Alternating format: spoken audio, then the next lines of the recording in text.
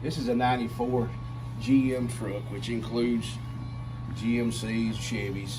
Here we pull these windows out and we prep them. First off, this is to inform you what tools we're using and why we use them and how they work, and some alternatives in different places. Now, this thing had tin on it, which we've already stripped and removed. A lot of folks just love to flood a window with water for whatever reason.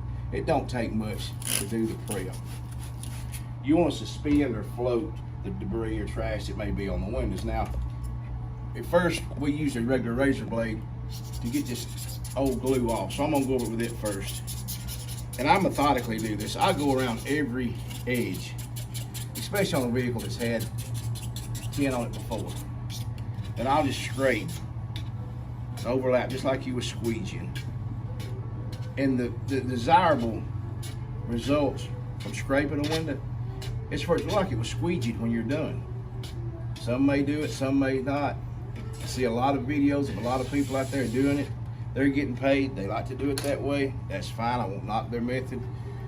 This is just how I've done it. After 37 years, the results speak for themselves. Now, that's done with scraping with that. One thing that I use a scrubby pad for, contrary to what anybody tell you, these hold debris. They keep it in there. You'll just place it back on your window. They're okay to use if you use them sparingly. Come down here close to this.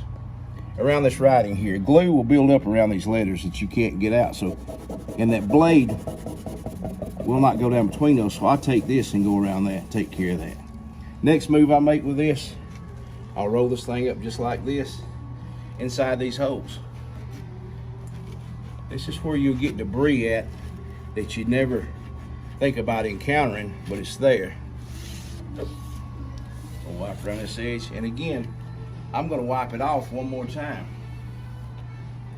Now, when I'm doing this on a vehicle, it doesn't take near this long. I'm going to take this. This is a anything below 80 durometer, 80 or below. We'll just leave it at that.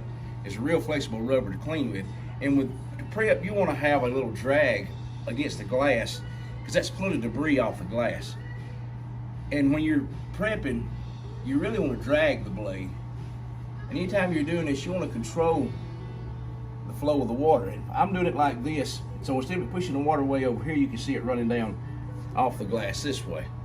Wipe between every stroke, turn it this way. This way, the only debris you're going to have you can possibly come into contact with is right down here.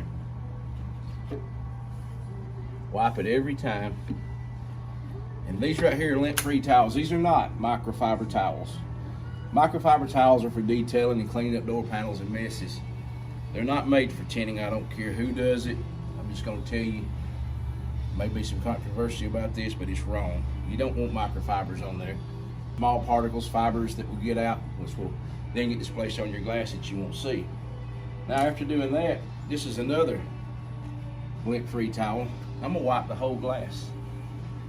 There's several brands of these lint-free towels, and the fact is you need them if you're gonna do jobs like this and keep the debris out. Now here's another thing, this is a marker. We take this, you can have different tools to do this with. I'm gonna go back up in here. I'm gonna wrap this around my pinky like this so it don't flop against the glass. Come up here closer so you can see what I'm doing here. We're going through this glass, this hole in it. We're picking up anywhere where that water may have settled right here.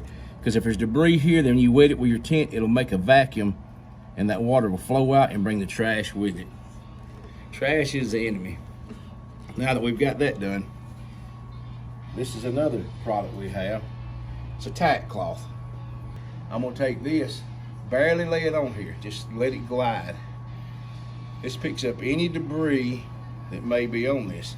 Now, if you're ever tinting a loose glass, I've seen lots of videos, but people got it laying like this one. That's a no-no. If it's raining, rain 70% of it will go past this because this is the only horizontal surface, the very top edge. This way, the whole thing's horizontal, so your trash has got a better chance of landing on it. And we got a pretty nice shop here with a controlled environment, but nonetheless, you can still get it in there. And when I put a piece of film on, I never fully tack it down with a hard pass to start with. And I do not wet this. Once this is done, it's done. I don't wet that again. Keep it right there, Philip. I'm gonna peel this and then we're gonna put this piece of film on it. And our reason for not wetting this again is contamination running down. So I'm gonna lay this up here into position.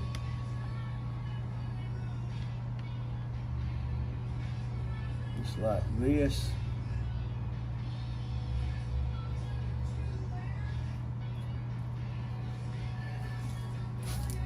This is our link tool. It's a smaller tool.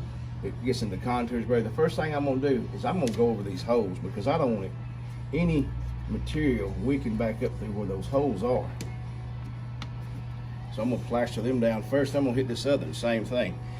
Now it's a soft tack, so this is another soft durometer. So now I can work around this stuff. And one thing you want to remember when you're doing this, I always try to do the top first with a soft durometer. Catch the water as it's coming off the edge, so it does not wick back up in there.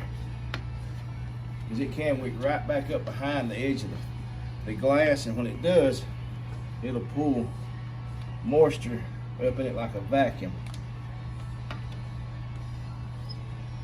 And this is just a real soft squeeze that I'm doing this with because I'm not trying to flush mount it yet.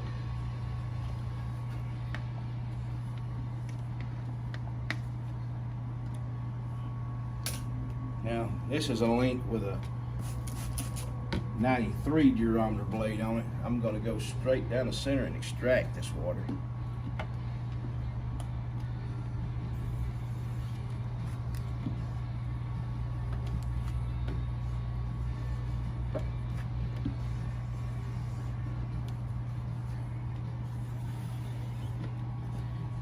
Where this tool got the name at the link, it's a missing link between a hard card and a squeegee, but it has interchangeable blades. We got 4 different blades that can go in here. I'm gonna show you another little trick we do, and it's pretty cool. As far as these windows, now you know if you cut these out, you try to bolt the equipment back up, the hardware back up to it, what's gonna happen when you tighten it down? It's gonna twist your film. Well, there's a cure for that. We're going to show you that. I'm going to have to do it off of my board there. I'll lift it off once I get this thing fired up because we'll burn a hole in our material. This is a smaller torch, not like our TS 4000 that we use. It's got a smaller tip. I'm going to take this and I'm going to warm around these things. And somebody say, why wouldn't you just use a heat gun? Well, a heat gun I can't control as well as this. This tip on this gets me where I want to be all around this. If I was using a heat gun, I would be heating this whole glass and I would already be burned through where the tint's at. And once you've done this long enough, you'll know how warm to get it. It'll start to create a finger around it as it's drawing around. Move that thing going. I'll set this back up here, just like this. And I'm gonna flash a little heat like this, like this, like this. And we call this the Vader blade. It's a hard card with some slip tape on it. I'm gonna push all this moisture out right here, same right here, so it bonds that thing flush all around that little hole right there. And once it's bonded, you can give it just a few minutes and I'll show you how to get the hole perfect without using the blade. I don't like using hard cards without slip tape, but another trick that we do, can't show you now, we take it, here it is, I said over here, I guess I put it over here a minute ago. Piece of sandpaper, 400 grit. We keep our tools sanded all the time on a hard card. That way you don't have to worry about getting nicks or having edges that will scratch or do all that stuff. All right.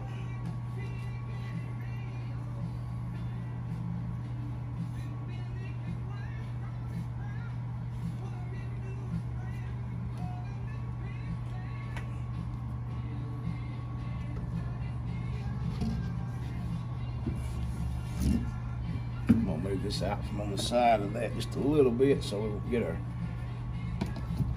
blanket behind it. Get fairly close to this so we can see what we're about to do. I'm going to show you how to put the perfect hole in there.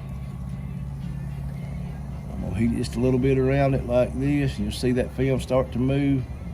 Look at that film turning green, and now we're burning the color out of it. Poof. And you blow it out.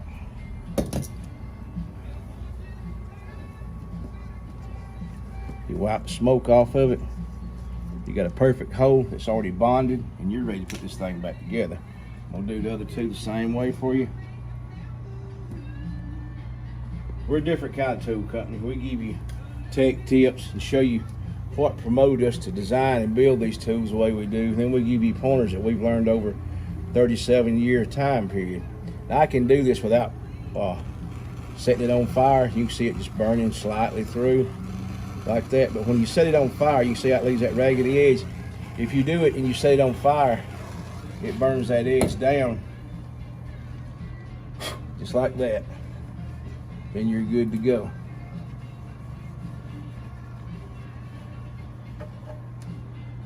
That's it, guys. Rodney McClure, Gasket Pro Tools. We just give you a rundown on several tools and a how-to do this little window right here to prepare you to install it right back as soon as you're done.